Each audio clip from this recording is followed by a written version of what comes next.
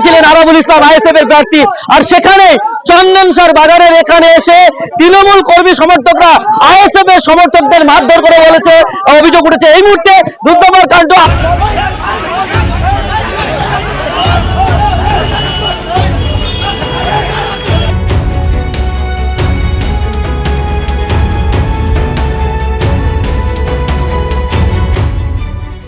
আরাবুল ইসলাম পুলিশের সঙ্গে কথা বলছেন, দেখতেই পাচ্ছেন যে আরাবুল ইসলাম পুলিশের সঙ্গে কথা বলছেন।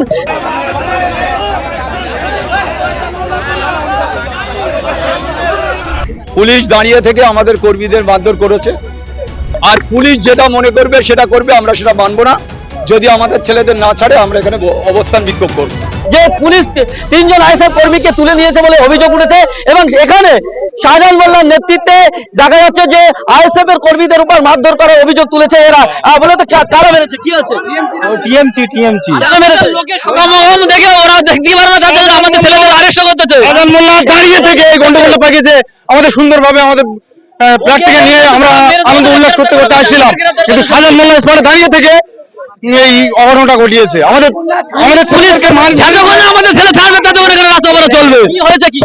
আমরা একটা আমাদের আরাবুল ইসলাম আমাদের যে প্রার্থী তাকে নিয়ে আমরা আসছিলাম, হঠাৎ শাহজাহান মোল্লার ছেলেপিলে আমাদের ছেলেদেরকে দেখে ইট পাটকেল রড দিয়ে পিছন দিয়ে মারধর শুরু করে পুলিশ থেকে দাঁড়িয়ে থেকে আমাদের ছেলেদেরকে আবার অ্যারেস্ট করেছে পুলিশ। যতক্ষণ না আমাদের ছেলেদেরকে ছাড়া হচ্ছে ততক্ষণ আমরা এই রাস্তায় বসে থাকবো, থানাঘেরা করবো, সারা রাত যদি থাকতে হয় আমরা থাকবো, আমাদের ছেলেদেরকে থাকতে হবে, নাইলে আমরা পুলিশেরও ছেড়ে কথা বলবো না। পুলিশ যেদিন আমাদের ছেলেদের ছাড়ে, আমাদের প্রার্থীও আছে আমাদের সঙ্গে, আরাবুল ইসলামও বলেছে সারা রাত যদি বসে থাকতে হয় থাকবো। আমাদের কর্মীদের যতক্ষণ না এখান থেকে থানা থেকে ছাড়ছে আমরা ততক্ষণ এই অবরোধ তুলবো না, আমাদের পক্ষ থেকে অবরোধ থাকবে। একটা ব্যাপার হচ্ছে পুলিশ দাঁড়িয়ে থেকে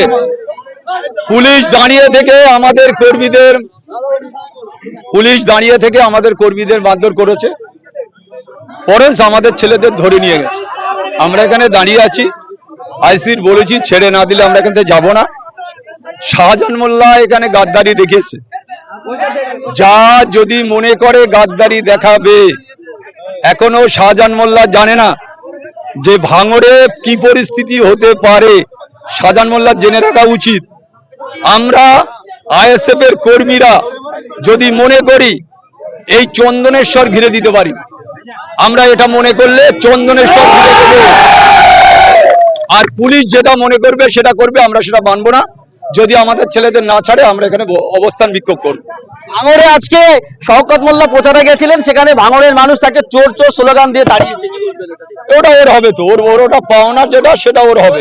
চোর ডাকাত ওরে চোর বলবে, কয়লা চোর, বালি চোর, গরু চোর, চাকরি চোর, সবটার সাথে যুক্ত।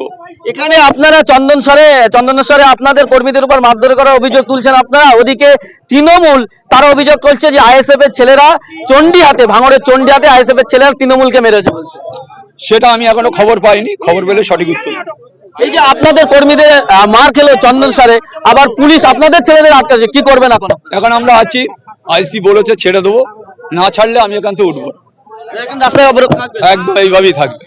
এই মুহূর্তে দেখতে পাচ্ছেন যে চন্দনসর বাজারের সামনে একেবারে আরাবুল ইসলাম আইএসএফ এর প্রার্থী, তিনি কিন্তু এই মুহূর্তে এখানে দাঁড়িয়ে রয়েছেন রাস্তা অবরোধে। তিনি রাস্তার মাঝখানে দাঁড়িয়ে রয়েছেন যে আমাদের 3 জন কর্মীকে পুলিশ গ্রেফতার করেছে, আটক করেছে, যতক্ষণ পর্যন্ত না আমাদের কর্মীদের ছাড়বে ততক্ষণ পর্যন্ত এখান থেকে উঠবো না বলে আরাবুল ইসলাম এই মুহূর্তে চন্দনসর বাজারে বসে রয়েছেন, এবং সেই ছবি আপনাদেরকে দেখাবো।